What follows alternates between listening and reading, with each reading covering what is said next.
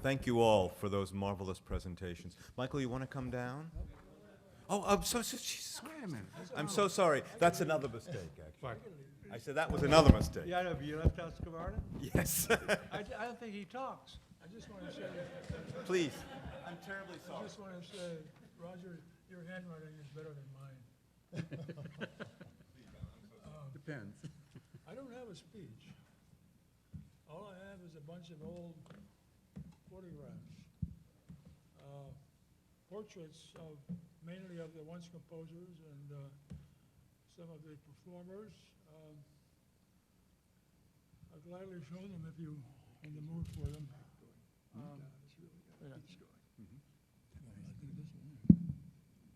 Hello? Oh, yeah, well, that's fine. I can comment now and then if you have any questions. If you have any questions, just yell out questions and we'll pause the film and I'll try to answer you. The photographs begin in 1955 with Rosalie Finney. I took a photograph of him at his home here in Ann Arbor. And he had been working down in his basement copying some music. And he had a great big black Indian ink splotch on his shirt.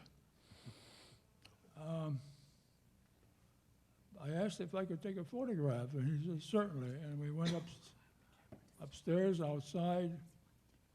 He didn't bother to change his shirt. And this is one of my favorite photographs because it's got the ink splotch and all.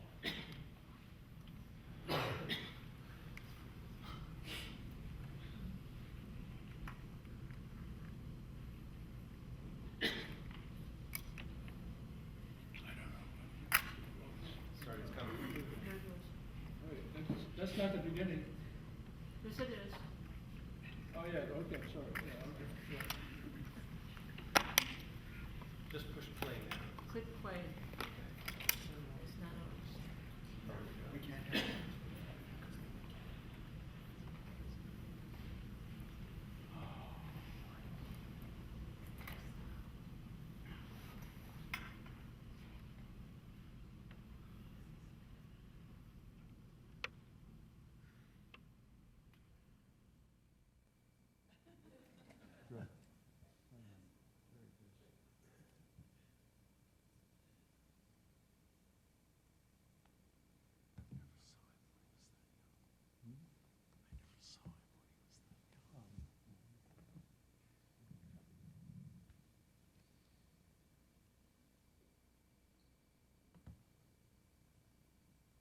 This was taken on Rosalie Finney's back lawn when he was in Europe.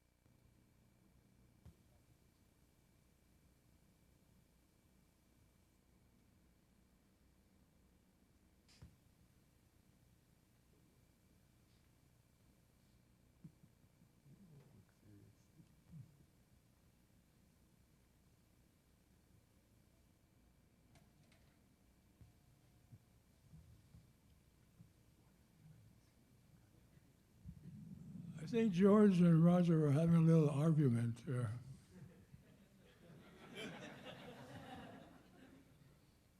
By the expression on George's face, I'm not sure who won there.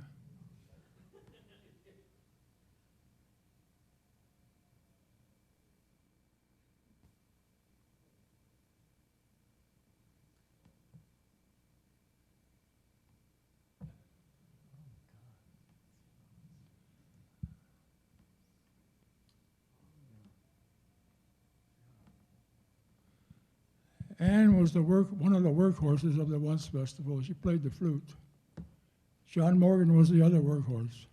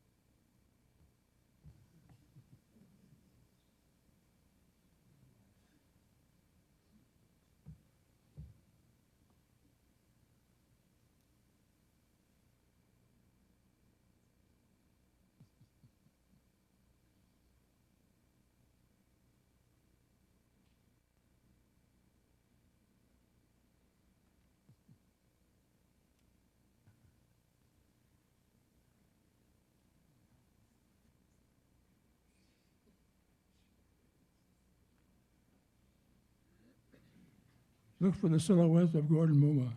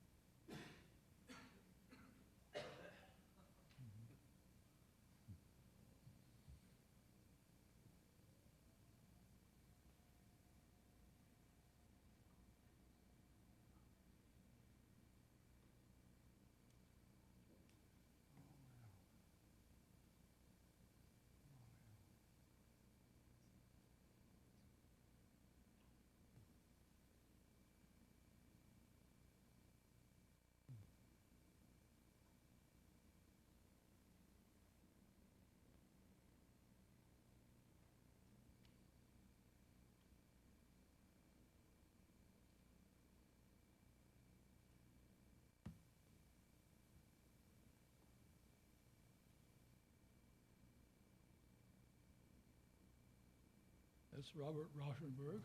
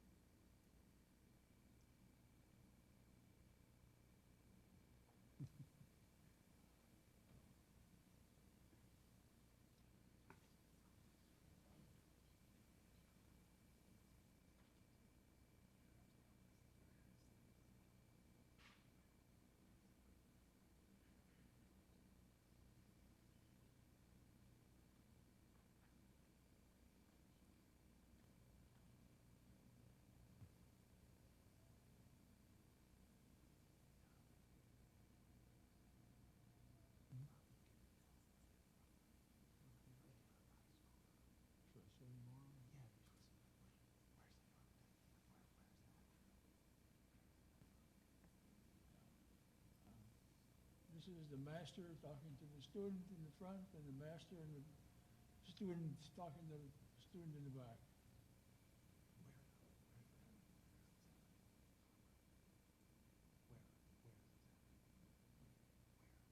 What's he say?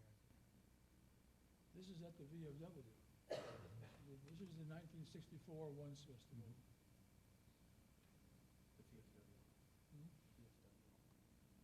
VFW, yes.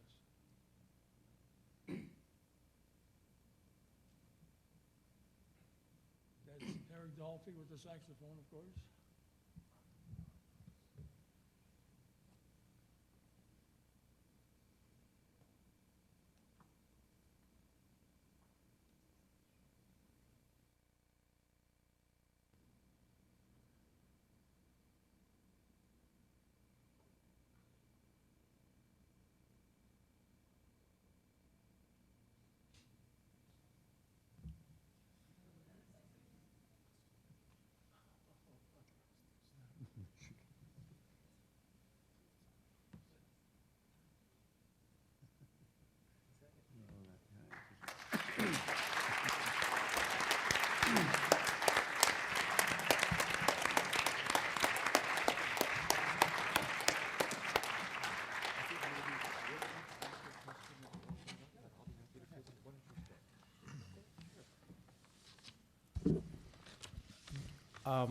I was wondering, how did you, first of all, how did you get people to come, sorry, how did you advertise your concerts? Was it posters? Was it phoning? Was it, how?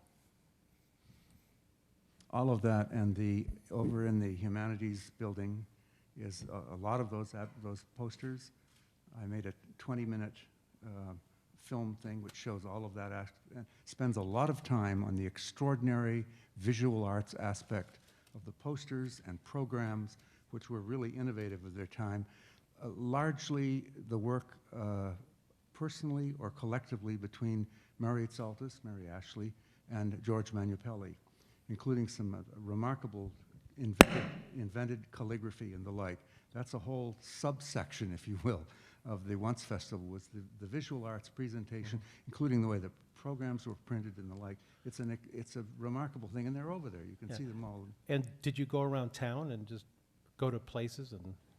Well, there was a general activity of circulating posters around cultural activities of the university and Ann Arbor generally that went on for all kinds of things that were on here. We just threw the stuff all we put it into the same kind of machinery that distributed things.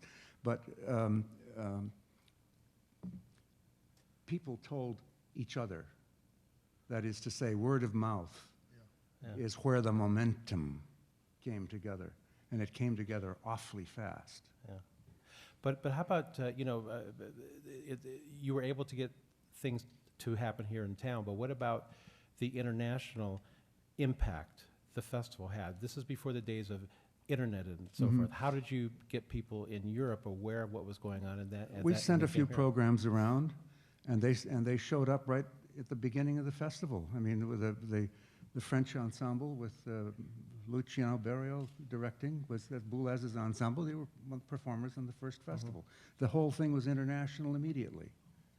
By the time of the 1964 festival, we had patronage not only from the Dramatic Arts Center, and a small patronage, but patronage, Dramatic Arts Center and Wilfred Kaplan and that sort of thing. The conductor, eminent musician Hermann Scherchen, some of you will know this name, they were all enthusiastic with this. And it was just that the word got around fast, and there really wasn't many other places in the United States that far energy loaded. You'd expect it in New York City or San Francisco, but not in Dingbat, Kansas, perhaps. I'm still me to pick on Kansas, but that energy just simply flowed everywhere. We didn't have to push for it. Right, but how did you know, like, if you sent a letter to Berio or something, how did you know how to find him? We knew him. He came here.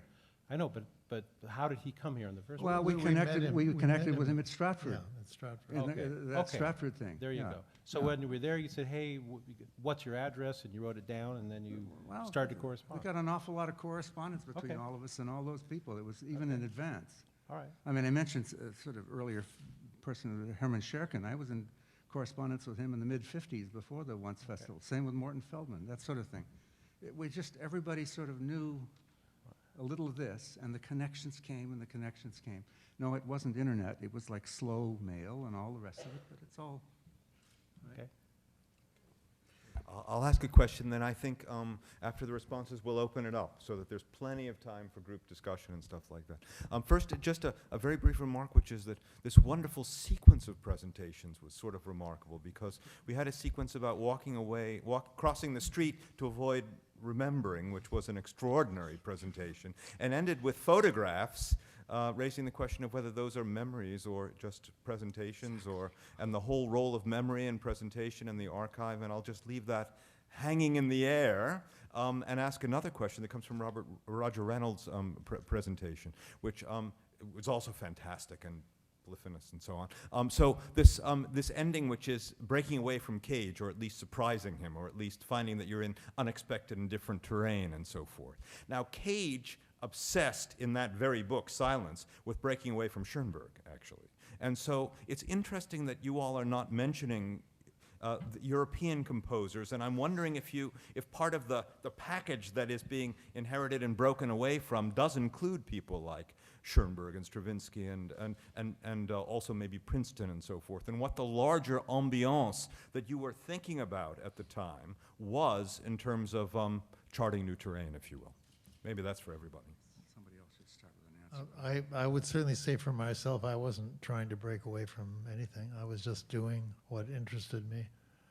And certainly there was a marked difference in terms of the music that was presented to young composers at the University of Michigan then. While Finney was, certainly interested in a very wide variety of music, his seminars tended to focus on Stravinsky and Bartók, in my recollection, even though he had studied with Berg and Sessions. Whereas Gerard immediately brought Boulez and Stockhausen and also surprisingly Milton Babbitt. So, we had connection in a fairly formal way with significant 20th century music. But I don't think, at least for myself, that I was thinking of breaking away for anything. I was being attracted to certain opportunities and going after that. So it wasn't, from my point of view anyway, had really nothing to do with rebellion. I wasn't invested. I was looking for investment. Well, the first, that program that Alita showed on the slide, I'd forgotten. But it had every contemporary famous composer. I mean, there was like 6 or 7 Europeans. So it's not, you can't be breaking away. You can be breaking away from Boulez. Anybody wants to break away from Boulez. But when you get to Stockhausen and Poussin and the real guys, you don't want to break away.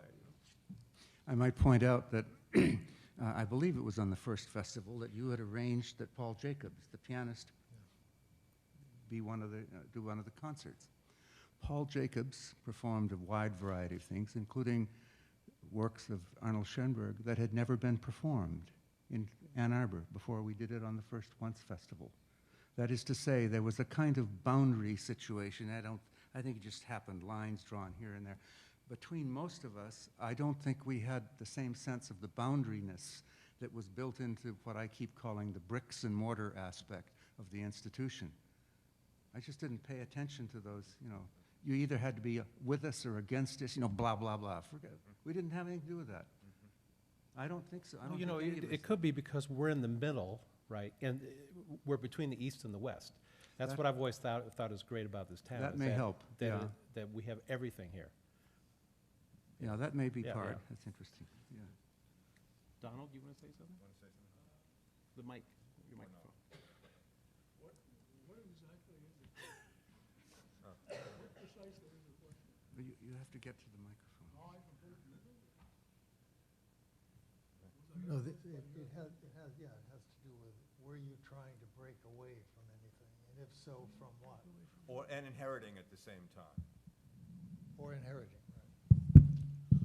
No, I don't believe that I was trying to break away consciously from anyone. I just went with ideas that I had when I discovered multiphonics, working with John. We worked very hard for 6 weeks. I heard this crazy squeak, clarinet squeak that he made accidentally, and I reacted because I heard that this was not a squeak, this was a sound. There were sounds in that clarinet that hadn't been heard.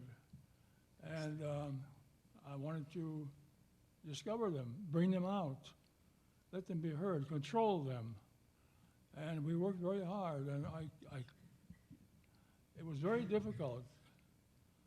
But I never doubted that those sounds were in the clarinet, and we worked until we got them out. And it took a lot of trial and error, a lot of experimentation with different fingerings. And when we finally got them out and got them under control, and I made a catalog, and then I had the material for a new piece. And I only had to decide what form I wanted to put it in. So talking to a mathematician and an engineer, they said, well, how about a matrix, a mathematical matrix? I went and looked it up, what the hell was a mathematical matrix? And I decided that that was the perfect format for these sounds. And so that's how Matrix came about. It was a very revolutionary piece. It broke centuries of clarinet practice where clarinetists could only believe that they could produce a single tone on the clarinet. And of course, they avoided squeaks, naturally. But this piece then introduced an entirely new clarinet practice where you could produce multiple tones simultaneously. And since then, the multiphonics grew and expanded into other woodwind instruments, and now you have a whole new catalog of sounds that these wonderful instruments can use and play and enjoy. And I think the public loves these sounds, those who have heard them. And I think they're quite beautiful and very expressive when they're well done, but they are extremely difficult to control. But a master like John Morgan does it. And when I did film score, again, that evolved out of a whole new media, the film, and working with film, and that led to a whole new different piece, which I hadn't imagined 6 months earlier. So, Thank you. Thanks very much. Mark, could you grab a mic up here and tell us about the virtual tour for the Once Festival, where you can observe the various sites where the festival took place, and it's on a website. Mark Jacobson, by the way, he's the person who put the booklet together and designed it. Let's give him a big round of applause.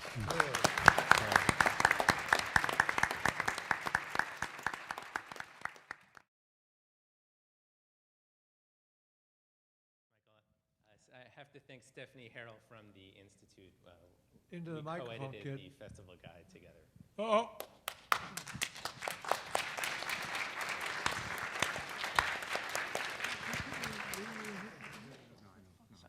University Musical Society is, Yeah. Yeah, no, you no, do. you No, do. you You do. do. No, Microphone. No, put it in your mouth. Needs to be close to your That's mouth. what it's for. is this how you use a That's microphone? better. Yes. Okay. Wow, what a new idea. Innovation. The University Musical Society is hosting a dedicated website that Michael referred to. It's ums.org/once. And at the top of the events section, Michael Mauskopf worked with us on creating a virtual tour that celebrates a lot of the sites that were specific within the community that created the Once Festival. There was certainly a politically charged atmosphere, creative community, and there's about 10 or 15 locations that you could visit with descriptions. We worked with, we interviewed folks like Alan and Harold, who really helped us put these places on the map and remember the locations that really inspired places like Space Theater, et cetera. We'll open it up for discussion now. There's plenty of time for questions and comments. Either address comments to the group or to any specific person. The only thing is we do need to pass that mic around. Otherwise, the questions won't be recorded and so on. So I'm happy to start that process off. Let me take some. Okay, please speak into the microphone, because I'm deaf. You know, I can't hear anything.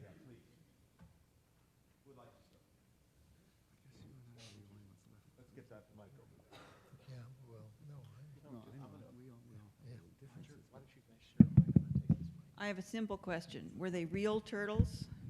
They were real turtles, and Robert Rauschenberg, who was a very clever fellow and who had become reasonably financially substantial as a result of winning the prize 3 months earlier in Venice at the Biennale, decided not to just hoard the money and put it in the bank.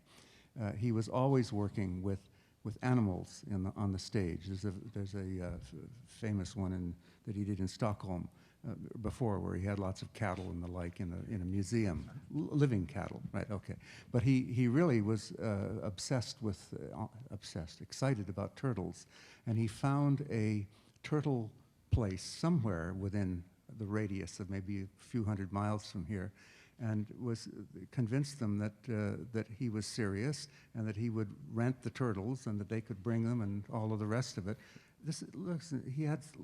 Robert Rauschenberg had considerable theater skill. He had been working for nearly a decade as the decor designer on tours with Merce Cunningham Dance Company, etc. He's a very diverse artist. I mean, I don't have to tell you about Robert Rauschenberg, but they were real turtles, and the timing was good. He's a good theater person, and the turtles somehow he managed to get them back down. I don't know what he did. Maybe he seduced them with some poison or something, and they all came back and went into their cages and went away. And a lot of the audiences thought they were hallucinating. I mean, turtles crawling over your feet. The audience, as I say, it's very good. Real theater. Real theater. I have a little story about Robert Rauschenberg, if you'd like to hear it.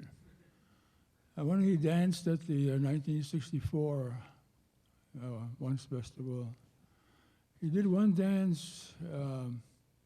It was completely in the dark, and Robert Rauschenberg stuck a flashlight between his big toe and his other toe, and turned the flashlight on, so you had the beam, and he danced the dance that way. And afterwards, Robert Ashley said to Robert Rauschenberg, "You should give up painting and take up dancing." Fortunately, he didn't do that. So my question is, this morning, Mr. Horowitz, you talked about things that had changed since the time of the Once Festival that might make it different or more difficult now to start a festival like this. So I'm curious, for members of the panel, when you look back to that time that you started the festival, did it seem relatively easy then to get this going? Were there a bunch of great composers at the right time and the right place, and it sort of gained its own momentum, or were you fighting an uphill battle then? Did you feel like it was a lot of work against the odds, and you were nonetheless successful, but it was a difficult thing to get going? Well, it was all because of me. I'm a genius. What else counts? I didn't have a sense of uphill battle. I mean, we bumped into things that institutionally that were around, but we were just doing the things that we'd always done. as I'd mentioned a little earlier, this stuff was all happening. The Once Festival was a kind of putting together for specific times and places much of what we were already doing. And because we had all these interconnections with people from elsewhere, from Pauline Oliveros from San Francisco, and that sort of thing, whoever else from Europe, it was, we just put it together. Of course there was push and shove. There's always push and shove. Been on an airplane recently? I mean, anything, it's always push and shove. I didn't find it, I mean, we did a lot of hard work, and particularly the people who helped on the sides of putting up the visiting artists and that sort of stuff. But it wasn't, for me, at least from my perspective, as though we were invading Texas to take it back to Mexico or something like that. It just wasn't anything like that. We just went and did our stuff, kept what we were doing, but we put it together for those occasions. Now, other perspectives may exist about that. No, I agree. I think that the moment is always important. And this was clearly a good moment from the point of view of what we were trying to do. And as everybody has said, it was not easy, but on the other hand, it wasn't really that difficult because there was a will and an interest. We did not require any space from the university, but what we did need from the university was, as was mentioned by Lida, I think, percussion instruments, things of that sort that would have been difficult to rent on our budget. And of course, with ensemble pieces, we needed musicians. And so many of the musicians were students in the music school. They were, of course, occasionally discouraged by their professors from participating in such embouchure-destroying activity. But by and large, they did it anyway, and of course, it wasn't any more deleterious to their technique than playing jazz at the Flame Bar, on the weekends was in any case. So I don't think, I have to say that I don't think that this is a time-restricted phenomenon either. I think whenever there's a group of people that have, as has been mentioned today a number of times, communal integration, and that communal integration really needs only to be operational. It doesn't need to be love.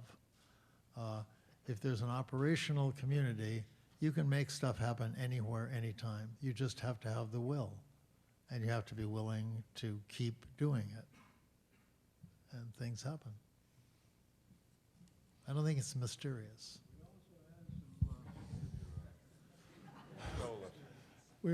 This is a lot easier.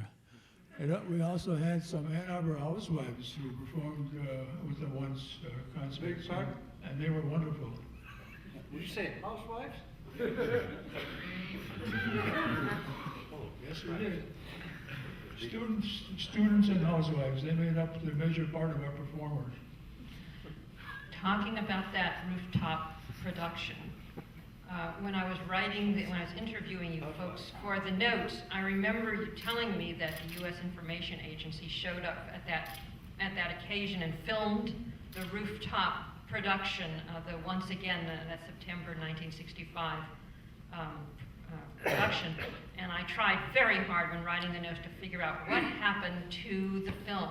And I was unsuccessful. I could not find anything about it. I wonder if anybody has come up with anything, if you could share it, or even you could share the experience. I can give you that history if you want, briefly. It's an interesting part of the Cold War era. Yeah. During that time, a lot of support from various curious government organizations went on to gather information, cultural information about the United States to be used for cultural propaganda elsewhere in the world. The Smith-Hunt Act of 1948 set up this situation, and the requirements were that none of that material ever be accessed from the United States. There were films, photographers, recordings, things like that. None of it was to be accessible to the United States. Furthermore, that early legal situation from 1968, 48, we're talking about the Cold War era, nor could any information be distributed about the very existence of those materials. And the film that you're speaking of was on the roof, the 1964 Once Festival, was made by Ed Emshwiller, with whom I had worked, with whom Roger had worked. Emshwiller died in 1990. I think I'm right on that date. There are no listings in his catalog of works about having done this. Now, I can tell you that it really happened because I was assisting Emshwiller unloading and unloading the film equipment down in the lower levels of the garage and taking it back upstairs, etc.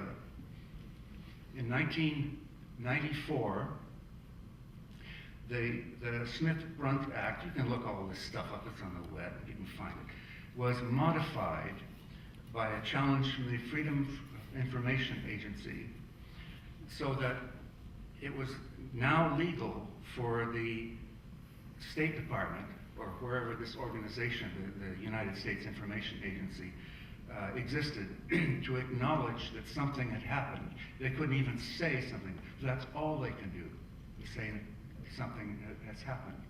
So in Emshwiller's catalog of works, there's no mention of this film thing, because it was illegal to even mention the existence of it. Where those films exist, where all of that extraordinary stuff is, who knows?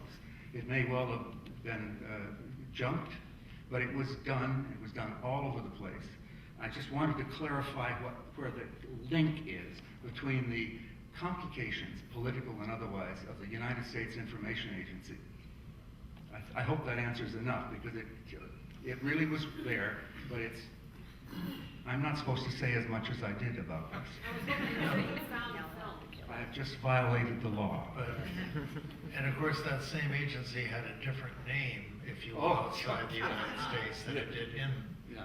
And I would say, I don't think this person is any longer alive, but a person who would be extremely important in any examination of this subject is a man named Darrell Dayton.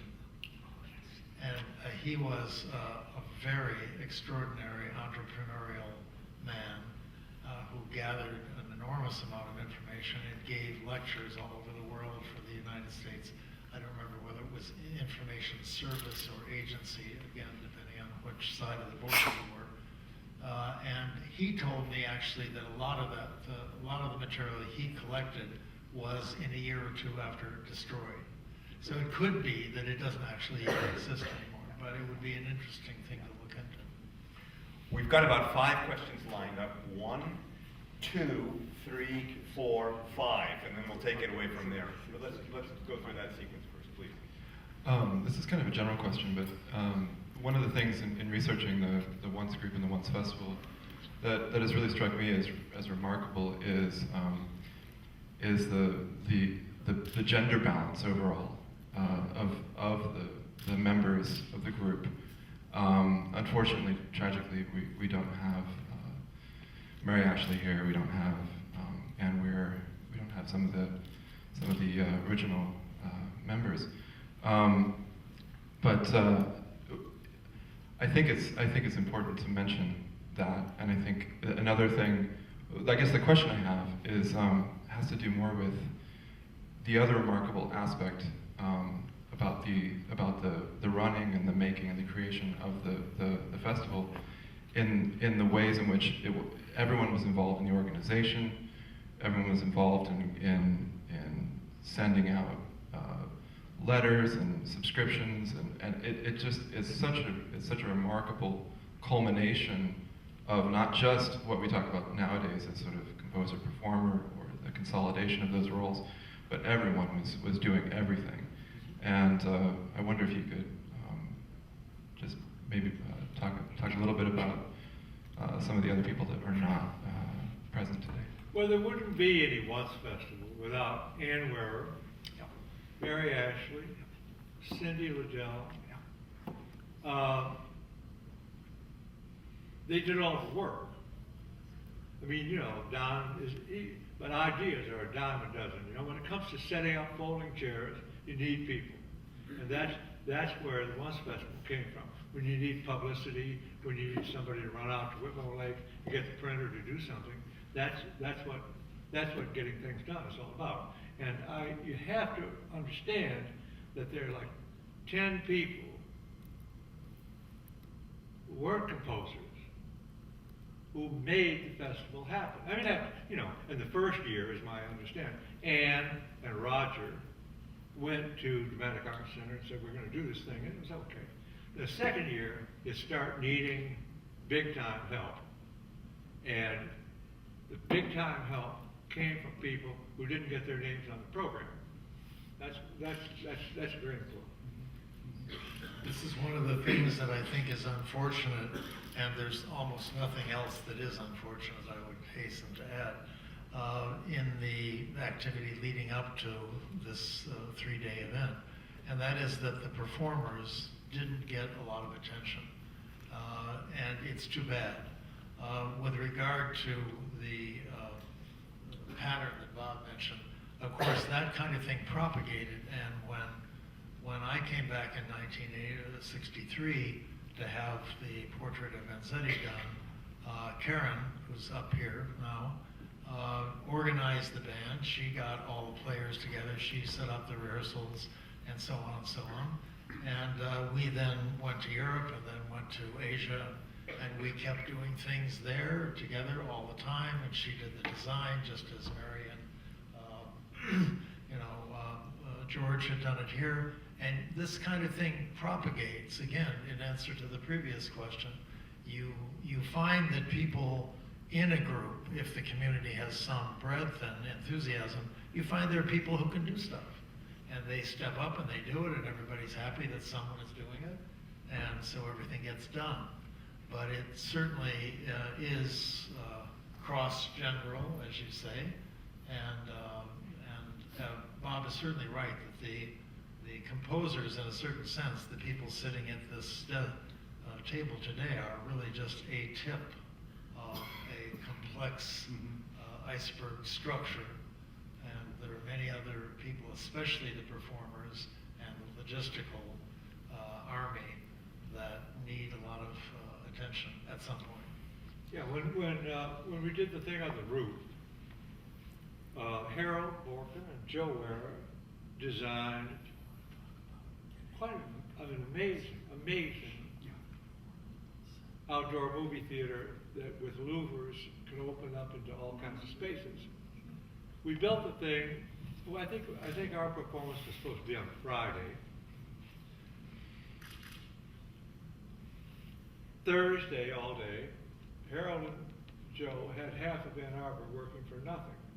And it's like it's lunchtime, and Harold says, there's like 15 people working this thing. Harold takes out his wallet, pulls out a $50 bill, and says to some guy, "Take my car, come back with some chicken." And that got done. Well, that night there was a tornado in Jackson. That night there was a tornado. Listen, there was a tornado in Jackson. 8 o'clock that morning, everybody realized that structure was going to go down. I mean, everybody who worked on it. The next morning at 8 o'clock, without being called, all those people turned up and they rebuilt the structure for a performance that night. Now that was a miracle. You know what I mean? That was a fucking miracle.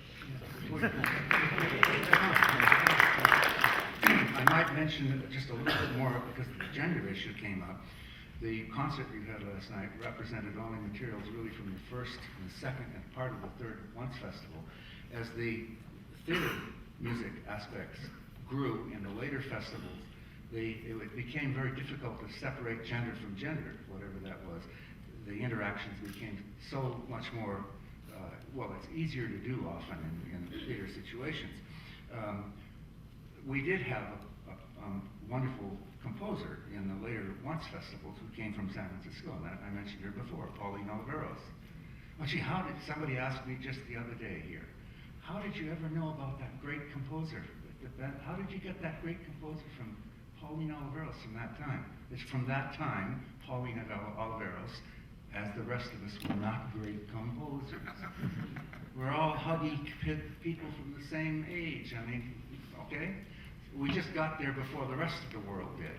One of the great things about the Once Festival, we beat them all out in terms of getting those people, right? No, but the cultural milieu was changing generally around the whole United States and North America, et cetera. And the gender thing gets to fade away. And if you connect with the activities of where Ashley went at Mills College in what, late 70s, early 80s. So like, there's no gender distinctions. That all was fading away. It was part of the time of momentum fading away. That's all I have to say on that. Girls just want to have fun. We've got a whole string of people. We've got over here, and then here, here, and here. Please. Michael was kind enough to mention my own participation in the Once Festival a few months ago, I believe. I left Ann Arbor in 1965. I would like to address a couple of remarks that have been made and then ask the panel to make some remarks about some things that have become dear memories. The first thing is, as far as participation is concerned, I'm a pianist, but I was here studying composition with Ross Finney. And I cannot for the life of me remember how I found out that performers were needed. It just seemed very much to be in the air. How I met George and how I met Donald and Gordon, I have no idea. It seemed to be a situation within which there were no lines drawn, at least that I experienced.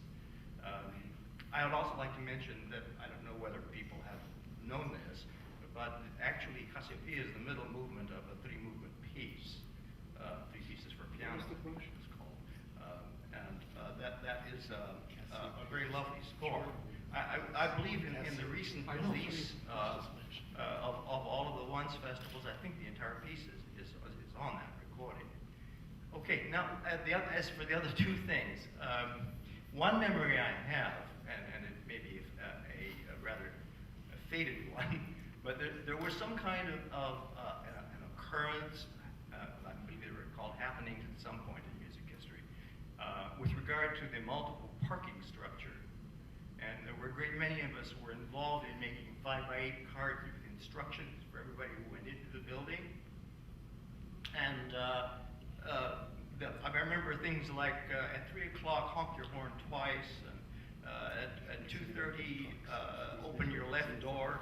And I think there was some doubt that there would be general participation, but how that got to be known in the entire community, I have no idea. But there was enormous involvement, and people, I think, were scrambling to be part of that. The other aspect that I would like to address is the electronic music development. Now, as everyone knows, from the days of tape snippets and pasting them together to what we have today, a great many things have happened technologically. But I remember being part of a group of people in a house that I think George Cacioppo lived in, and perhaps Donald as well, I don't remember. And we had one bedroom with strings tied across, and all kinds of strips of sounds that we were running around, putting microphones in toilets and flushing them and running the sound backwards and all sorts of incredible things. And out of these, some of the initial tape pieces were made. I don't know what became of that. If anything, I would like to have you address that as well, please. Well, what you're speaking of, the festival attracted young artists from all over the United States. So after the first couple of years, we had half dozen people who would come up from Texas with Robert Shep, who's the attorney. Most of those people were not, except for Bob Shep, most of those people were not musical performers, so we couldn't use them in that sense. But they became part of Mary Ashley's band called Truck. And Mary specialized in public disturbances, at which she was expert. The first one she did out here on State Street, she timed it so that it happened exactly when the Hill Auditorium, what's that, May Festival, yeah, when the May Festival got out, and the movie theaters got out, and after about an hour, when nobody could move on the street because of the crowds, they took her down to the police station, and Wilfred Kaplan had to bail her out. The next one she did, Ivan Karp came out from Castelli Gallery to explain contemporary art to us all, and she invited all of her friends to bring a truck to the museum, and so about 30 people came with steamer trunks, suitcases, and that kind of thing, and so naturally they couldn't let them in. So that, you know, when Ivan Karp started explaining modern art, contemporary art to us, there was a huge pile of suitcases and trunks. In the third one, she did it out at a lake near here. Ann Ware and Joe Ware sailed around on the lake. Richard Rodriguez, David Rodriguez, fantastic person. Frosted his wife for eating, and those people were sort of attached to the once group. They were attached in a way that I couldn't explain. But when the once group was invited to go to New York to do the this is like intermission at assisted living. When the once group was invited to go to New York Judson Theater Festival. Judson, what it was called. 1965. 25 people went. 10 people from the once group and 15 people from Mary Ash's truck. And none of those pieces that we did would have been possible without those people. Now, we don't even know. I'm probably the only one at this table who knows who those people are. So, what am I saying? I lost it. Well, that's right. I mean, what you had asked, pardon, in the second section of your sort of question there, what Ashley responded to was these events that were parallel with the Once Festival, a kind of a street theater that Mary Ashley was generating. They had the various names of truck and trunk and truck two and one, and every year. Public disturbance. Well, okay, that's right. Not street theater. Yeah. Public disturbance. Okay, I'll buy it. Public disturbance street theater. All right, whatever you want to call it. But they were a part of the energy. They happened with a lot of the same people, whether indoors or outdoors, and it added to the whole momentum of this innovative work that went on around here. And that's a nice answer to that. Thank you, Bob, because that has been misrepresented or not represented enough, I think, in the Once Festival history. It's what I call the Once era, including a bit more of that activity. The electronic music thing that you mentioned, there was a lot of innovation going on in that area here at the time. Not only what Ashley and I did with the Space Theater, but things that you saw. The stuff to work with. People were creative in all different areas, and it was part of the vigor, the creative vigor of the time. There are 3 people who are still waiting for and then 2, 3. I'm Alan Haber, and I was a student at the university beginning in 1954, and I was sort of a roommate across the porch from Gordon in 58 or 9 or 60, and my appreciation is for the communal integration was one of the words used, and it was in the aura of the time that in every discipline there was a challenging of the boundaries, whether it was in sociology, whether it was the Mental Health Research Institute, or the beginning of the Center for the Study of Conflict Resolution, the Correlates of War Project, and in writing and theater, and Gordon mentioned some of those. And Roger, you spoke as to just a phrase in your purpose to change the world. And that was no doubt in your medium or frame of reference that I was involved and got drawn into the political movement, the development of Students for Democratic Society and the New Left, and challenging the system. There were definitely things we were trying to put behind us or break away from. But I'm wondering, how do you see, or did you see then, and do you see now, the kind of music that you championed and found excitement in the creation of and the fun of the street disturbance as in terms of the politics of it. Where were your politics? Did you consider yourselves independent, on the left, revolutionary, allied with the international struggles that were going on all over the world? As you traveled, did you connect not only with composers, but also with the political theorists in France and other places in the world? Because it seems like it was really this is a Jubilee celebration of the Ann Arbor avant-garde. What happened from mid-50s here to mid-60s here was really part of a revolution, and the breakout of the culture here that has created some of the ambience and illusion of Ann Arbor. But your presence is an opportunity to explore how that general breakout happened and what it might speak to the young people now who are hopefully in the avant-gardes of this time that will similarly break through the boundaries and lead us to new ways of seeing everything. Who wants to start with that? I can respond just quickly here. We will have individual responses because we're all different, right? I think we all are. If not, we're in worse trouble than I thought. I need to point out to you one aspect that may not be clear to the younger people particularly. The early 1950s, when I became a student here and I lived in the dormitories were segregated by color. State laws enforced segregations of all different kinds. Remember, this is the University of Michigan, international status university. Part of the things we had to change, we meaning millions of us, was to get those antique laws removed.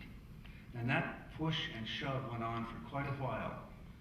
It was probably about 1956, I'm going to run at that point, that I had left the dormitories. I was living in a rooming house kind of situation, and I had a roommate.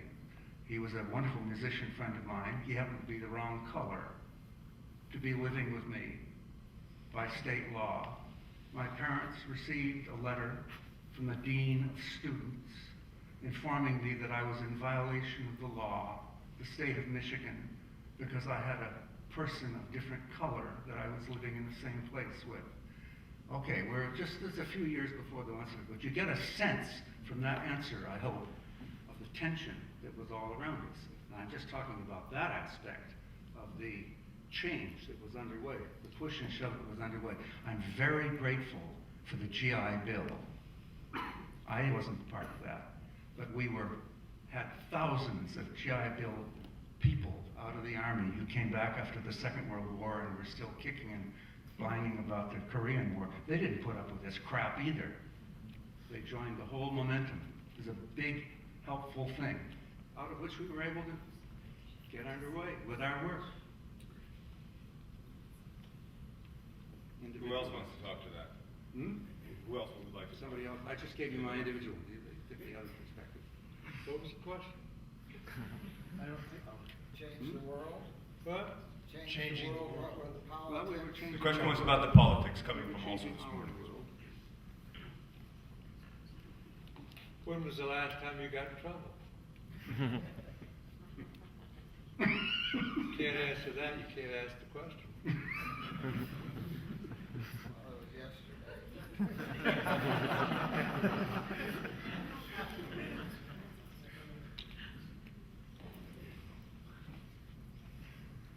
I think a simple non-doctrinaire response is just if you see something that you don't like, then do something to change it. And I mean, there's no question. I remember the period on campus of the Green Feather campaign and against the House Un-American Activities Committee. And I was editor of the arts magazine Generation. And the drama editor was Carl Oglesby. And at that time, Tom Hayden was the editor of the Michigan Daily. And one of the things that brought Karen and I back to this country was we were living in Japan and watching TV. In Japan, you'd see a lot of what were called the Zengakuren student demonstrations in Japan. And the thing that was a bit perplexing for a Westerner about the Zangakuren was that when confronted by authority as to what the purpose of their disruptions of society were, they had no purpose. They had no demands. They simply wanted to disrupt society. And that was an interesting thing for us, because we would see on TV, Hayden and Oglesby and so on, marches, and that's what brought us back to this country, thinking that a great deal was going on that we needed to be a part of, and we figured that the most turbulent area in the country was California, so we went to California. Maybe they were just imitating what they saw here, but they didn't understand what they mean. Well, it was an interesting I mean, they thing. were imitating causing trouble. The Zangakuren were really an extraordinary thing, because they all wore yellow helmets and yellow vests, and they carried staves with them. And they would, whenever there was a demonstration called, whether it was in Osaka or Kyoto or Tokyo, there would be an announcement, and hundreds of thousands of young people would come from all over the country on the trains. The police would monitor it, figure out how many there were, and then come with 3 times as many and have the confrontation on a bridge, where you either got crushed or you fell to your death. It was just an amazing kind of kabuki-like extension. It was a ceremonial thing. They never accomplished anything, but they did bring the city and often the country to its knees. And as I said already, the amazing thing was that when confronted with what do you want, the answer was there is not an answer. You wanted Michael Jackson? May I go? Okay. Hi, I'm one of the student composers here at the university, and my question relates to something Mr. Reynolds said before. Leading up to this, Professor Daugherty was very quick to remind all of us that you all were our age when this happened. When you did this, you were all... Think of that. Isn't that amazing? And in referencing the time when this happened, obviously lots of time has passed since then, you talked about the moment and how special it was, and we've talked about the spiritual and intellectual environment this came out of, and I know, Mr. Reynolds, you're still involved with music academia, and do you think, all of you, that in the modern landscape of American music, there remains this spiritual, intellectual infrastructure for something like this for us to do? Can we not necessarily replicate, but imitate it to an appropriate degree, perhaps, something like that?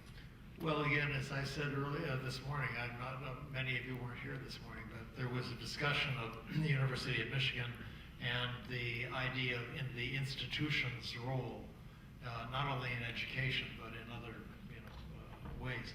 And I would say, for example, at the University of California, San Diego, we just got an extraordinary, a really unbelievable new building.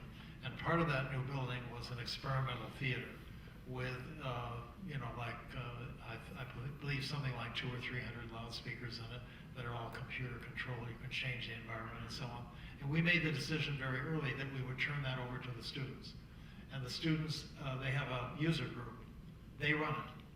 They decide how it's going to be used. If you want to use it, you have to go to ask them for their help, and they'll decide, whether it's useful or not from their purposes. So part of it has to do with resource distribution.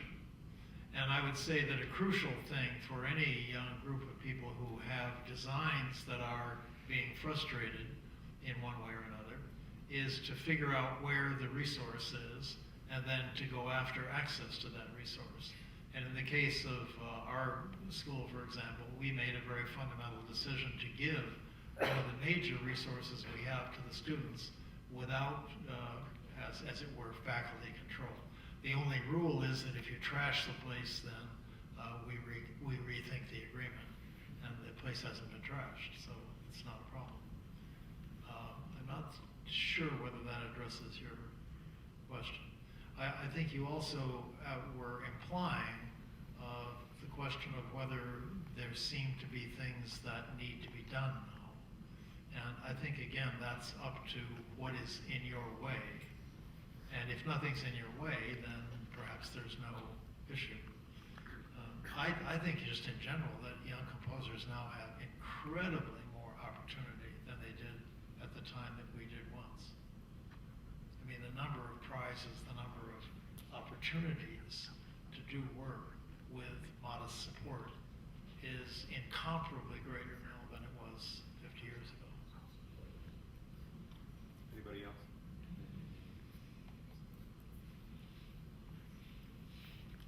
Just very briefly, it is a very different world in terms of access across the globe. I mean, the internet, immediate internet access is so quick that there's not much time to think about what it was you were going to ask or say. It's so fast that time for thinking back, reflecting before you take the next action is really squeezed together. It's quite difficult. It's quite difficult now in another way. I mean, immediate access doesn't mean everything's there when you want it. But what are you going to do with it? You have to take a little time for the fermentation of your thinking, and quick access doesn't make a good cheese or wine or those other beautiful things that have to ferment to their best status. My question relates to the response of the general public. I was wondering if you guys feel that back then in the 60s, the general public was maybe more thirsty for new, creative, experimental works than it is today, or maybe in some ways also more resistant, but there's some more response. Do you feel there might be some indifference in the public today more than there was back in the 60s? I would say there's no such thing as a general public. There's no way for me to answer that question. I've been around performing and interacting with people all over the place for years. Nothing is ever the same the next place. There's no general public as far as I can see. And I look very carefully to make sure about that. Well, yeah, on the other hand, there's incomparably more ways to spend your time now that are supported, as opportunities. As far as, so I think there are publics, huge numbers of publics, all served by different, well, I hate to say it, markets, and if there is a public, there's likely to be a market created in order to benefit from it.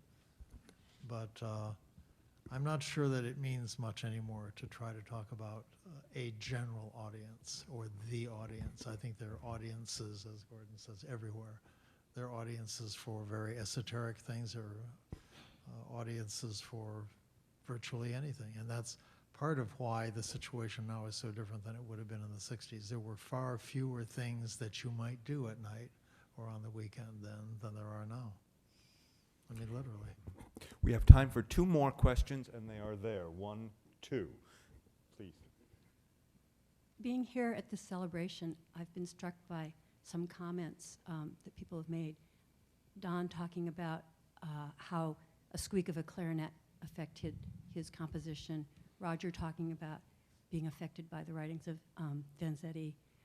Bob with his background in the speech lab, and as a negative example, Gordon mentioning how his graduate students did not mention other people as what had generated their interest in music. And as, so to speak, one of the children of once, I want to thank you for having given me an education in listening. And I want to ask what role listening had in your creative endeavors and what your intentions about affecting the listening of the audience at the time and your later works.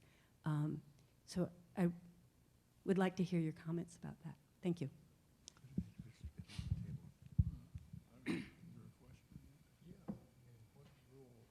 Well, Go ahead. I think it must be obvious that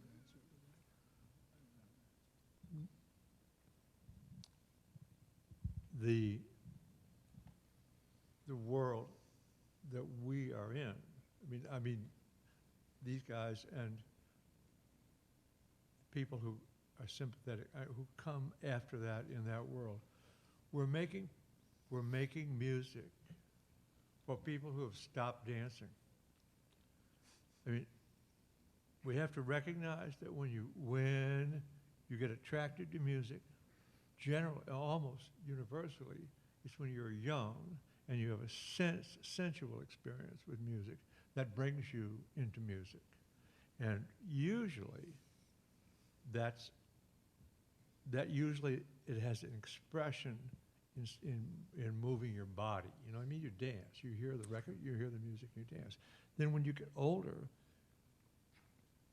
you no longer dance, and nobody you know dances. So you're making music for a different purpose. And we have that. I think if you're going to get into this game, you have to recognize that you're making music. You're making music that, oh God, you are making music that causes thought. In other words, the audience with the music, the audience thinks along with the music. Now, when I was a kid, I never thought along with music. But now when I hear music, I think along with the music. So the composer has to be, even the youngest composer who decides he wants to do this, has to be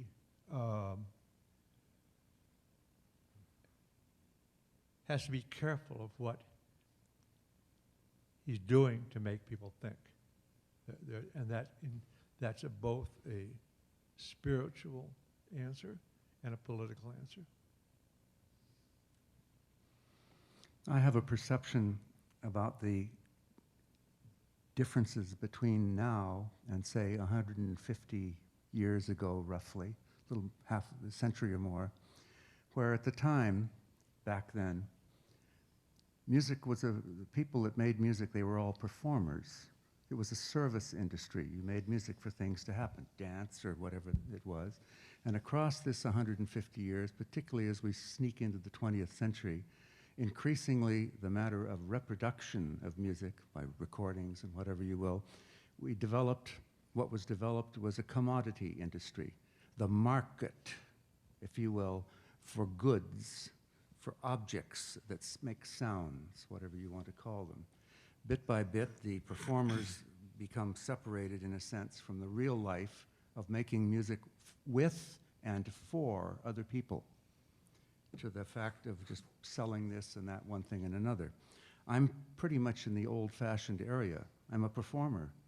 I don't listen. I used to listen to recordings, anything I could get access to new music, but my primary input was from performing, the physical, the neurophysiological aspect of performing.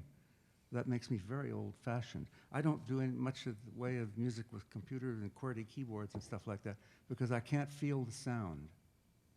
I'm very old-fashioned like that. I come from that other time.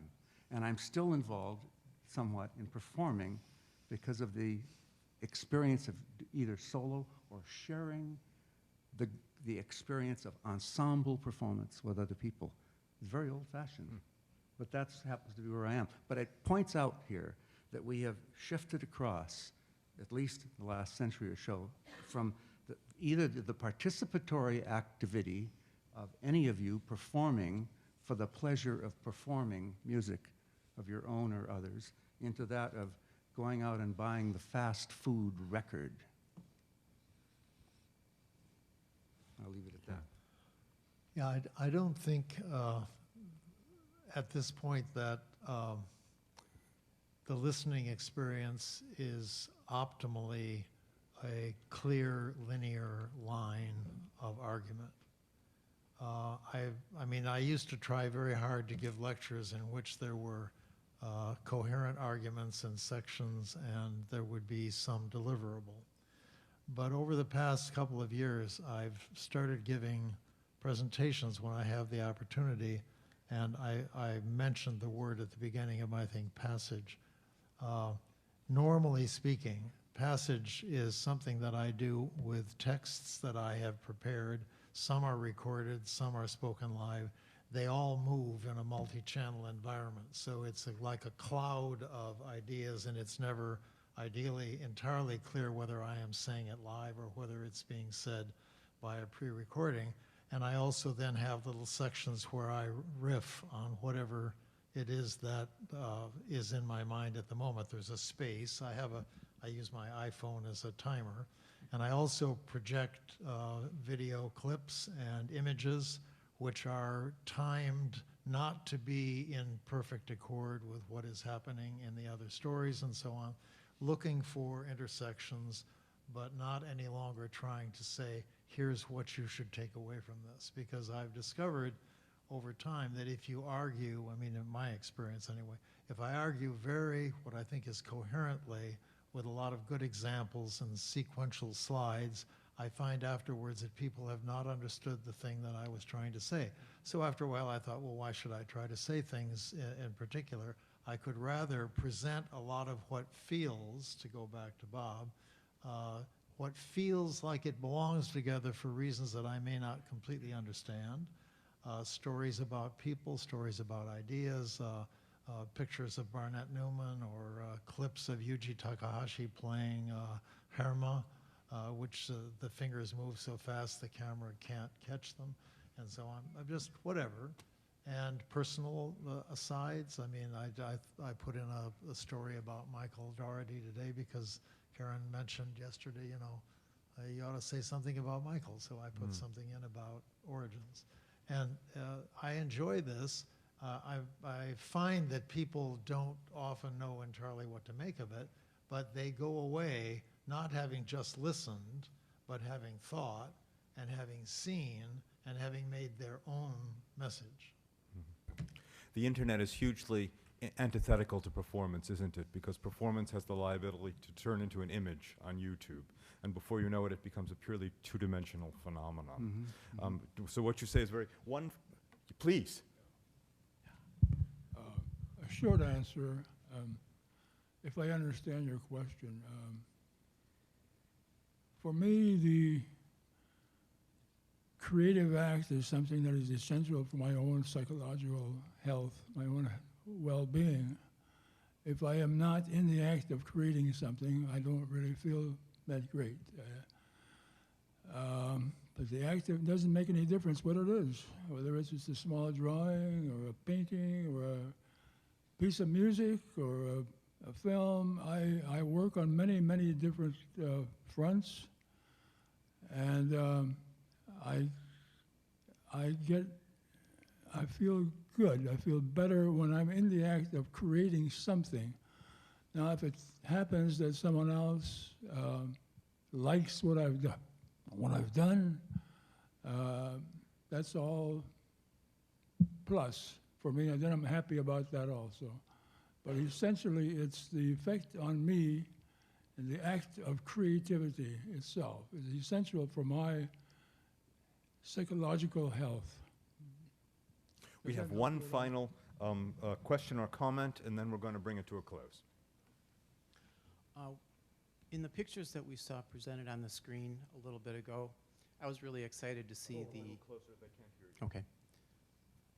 In the pictures that we saw presented a little while ago here, I was excited to see the one that showed the Once Festival with Eric Dolphy. And I know that concert happened in a hall that was below the restaurant that's now Seva restaurant. And I've heard about that event over the years, and I've wished that I could go back in time many times and be at that concert.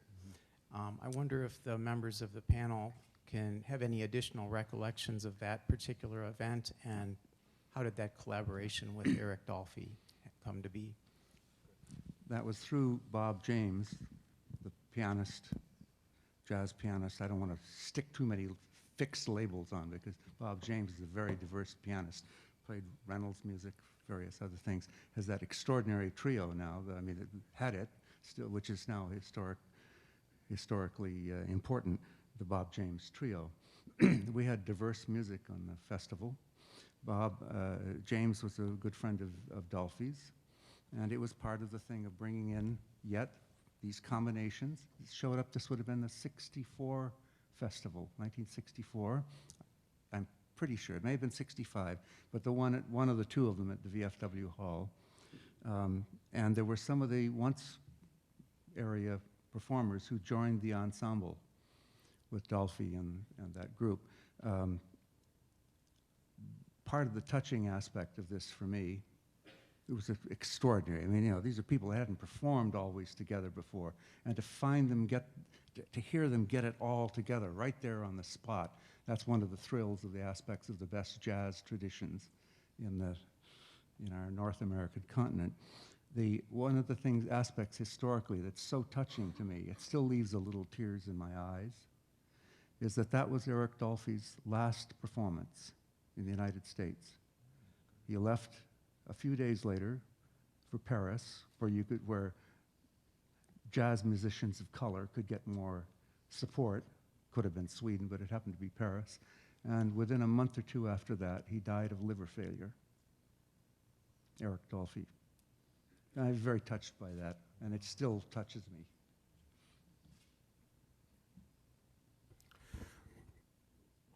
It remains for Michael and I just want to very briefly describe tomorrow. I'll begin. Tomorrow begins at 5 o'clock at the Michigan Theater. And as you know, Laura Kuhn, the director of the John Cage Foundation, is going to give the Art and Design Penny Stamps lecture. Everyone then traipses over to the corner of Thayer and Washington for the opening of the John Cage sound installation, which has been much discussed today, lecture on the weather, followed by a second traipsing in time for an 8 o'clock concert. I'd like to thank the Institute for the Humanities and Daniel Horowitz for organizing this.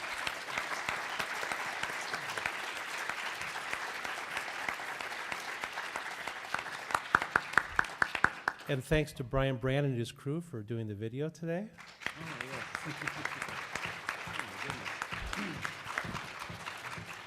I just want to point out two people who've been helping me for the last year put this together. Paul Dooley, if you could stand up, we give him a round of applause. Paul Dooley. And Joey Kern in the back, if you could stand up, Joey. Yes. Right. Notice that they are not women, too. Okay. Great, and thanks to our wonderful composers today. Yeah.